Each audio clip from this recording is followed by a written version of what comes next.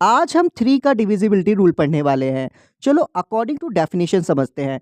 Definition कहती है अगर आपको ये पता करना है कि कोई भी नंबर 3 से डिविजिबल है या नहीं है तो उस नंबर की सभी डिजिट्स को सम कर दीजिए, यानी कि सभी को प्लस कर दीजिए और जो भी उसके बाद नंबर आएगा उसको 3 से डिवाइड करिए। अगर वो नंबर कंप्लीटली डिवाइड हो जाता है तो मतलब वो नंबर कंप्लीटली 3 से डिविजिबल है। चलो बेसिक क्वेश्चन लेके चलते हैं। हमारे पास 48 एक नंबर है। ध्यान रखो ये एक पूरा एक नंबर है। अब मैं आपसे पूछूं कितनी डिजिट्स हैं इसके अंदर, तो आप बोलना इसके अंदर 2 डिजिट्स हैं क्योंकि एक 4 एक डिजिट्स है और दूसरी एक 8 है। अकॉर्डिंग टू डेफिनेशन ने कहा था कि जो भी नंबर हो उस नंबर की सभी डिजिट्स को प्लस कर देना, यानी कि सम कर देना। और सम करने के बाद जो भी नंबर आए हमने इसको सम किया। अब जो भी नंबर क्या आया हमारे पास, यहाँ पर आया हमारे पास 12। अब जो भी नंबर आता है उसको हमें 3 से डिवाइड करना है। अब हमें 12 को 3 से डिवाइड करना होगा अकॉर्डिंग टू डेफिनेशन। ठीक है, अब जब हमने इसको 3 से डिवाइड किया तो हमने देखा जब हम इसको प्रॉपर डिवाइड किया तो 12 3 से कंप्लीटली डिवाइड हो रहा था और यहाँ पर रिमाइंडर 0 दे रहा था। जब भी रिमाइंडर 0 आ रहा मतलब कंप्लीटली डिवाइड हो गया है, तो इसका मतलब ये है कि 48 भी 3 से डिवाइड हो जाएगा। ओके, चलो अभी छोटे से क्वेश्चन से धीरे धीरे आगे बढ़ते हैं हम। यहाँ पर मैंने एक बार फिर से स्टेप बाय स्टेप कैलकुलेशन कर रखी है। देखो हमें नंबर मिला था 48। अगर इसको पता करना है तो 4 + 8 करना है। फिर 4 + 8 करने के बाद जो भी नंबर आएगा उसको 3 से डिवाइड करके देखो। अगर वो डिविजिबल है तो इसका मतलब 48 भी कंप्लीटली डिविजिबल हो जाएगा 3 से। राइट, ये स्टेप्स को याद रखना। आने वाले जो सवाल हैं बड़े वाले उसमें ऐसे यूज करने वाले हैं। इस बार हमारे पास नंबर है 372। अब पहला स्टेप हमारा क्या होगा, हम सबसे पहले इसकी डिजिट्स देखेंगे कितनी डिजिट्स है। यहाँ पर 3 डिजिट्स है। अब इन डिजिट्स का हमें करना है सम। अब इन सम करने के बाद जो भी नंबर आएगा, यहाँ पर नंबर आया हमारे पास 12। अब 12 को डिवाइड करके देखना है 3 से। अगर ये डिवाइड हो रहा है 3 से तो इसका मतलब ये है जो हमारे पास मेन नंबर था 372 वो भी कंप्लीटली डिविजिबल है 3 से। Get it?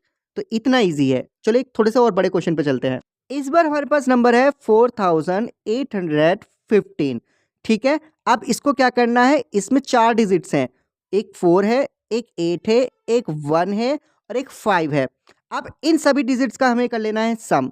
सम करने के बाद हमारे पास है 18। अब 18 को डिवाइड करेंगे 3 से, जो कि हो रहा है कंप्लीटली डिवाइड हो रहा है। तो आज इसका मतलब ये है कि 4815 भी 3 से डिवाइड हो जाएगा कंप्लीटली। अब एक और बड़ा क्वेश्चन लेते हैं। इस बार हमारे पास है ये वाला नंबर है। अब क्या करना है, हमें स्टेप्स याद रखने हैं। बस सभी जितनी भी डिजिट्स दिख रही है इनका सभी को सम कर लेना है। सम करने के बाद जो भी नंबर आएगा, यहाँ पर हमारे पास नंबर आया 27। अब 27 को 3 से चेक करना है कि ये डिवाइड हो रहा है 27 3 से। हाँ, हो रहा है। अब इसका मतलब ये कि जब ये 3 से डिवाइड हो रहा है 27, तो इसका मतलब ये बड़ा नंबर भी डिवाइड हो जाएगा 3 से। तो ये भी कंप्लीटली डिविजिबल है। ये वाला बड़ा इंटरेस्टिंग क्वेश्चन है। हमारे पास है 541। अब सभी डिजिट्स का सम कर लीजिए। 5 + 4 + 1 = 10। अब 10 को चेक कीजिए 3 से डिवाइड करके। अगर डिवाइड करने के बाद कुछ भी रिमाइंडर नहीं आ रहा है, 0 आ रहा है, तो मतलब डिविजिबल है। लेकिन अगर कुछ रिमाइंडर आ रहा है तो मतलब डिविजिबल नहीं है। तो इसमें 1 रिमाइंडर आ रहा है, इसका मतलब ये कंप्लीटली डिविजिबल नहीं होगा। तो इसका मतलब ये है कि 541 भी डिविजिबल नहीं होगा। क्यों? क्योंकि हमारा वो 10 डिविजिबल नहीं था 3 से, तो इस वजह से इसमें 541 भी डिविजिबल नहीं है। एक और एग्जांपल लेते हैं। इस बार हमारे पास है 3704। चलो इनकी सभी डिजिट्स का सम करते हैं। ठीक है, सम करने के बाद जो हमारे पास नंबर आया है वो है 14। अब 14 को 3 से डिवाइड करो। अगर रिमाइंडर 0 बचता है तो इसका मतलब ये कंप्लीटली डिविजिबल है। अगर कुछ भी नंबर आता है तो इसका मतलब कंप्लीट डिविजिबल नहीं है। तो यहाँ पर रिमाइंडर 0 नहीं बच रहा, यहाँ पर रिमाइंडर 2 है, 2 है। तो यहाँ पर ये कंप्लीट डिविजिबल नहीं है। तो इसी वजह से हमारा जो मेन नंबर है बड़ा वाला वो भी कंप्लीटली डिविजिबल नहीं होने वाला 3 से। राइट, गेट इट और नॉट?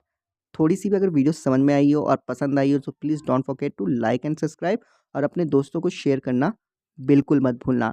मिलते हैं नेक्स्ट वीडियो में, जब तक के लिए सब्सक्राइब।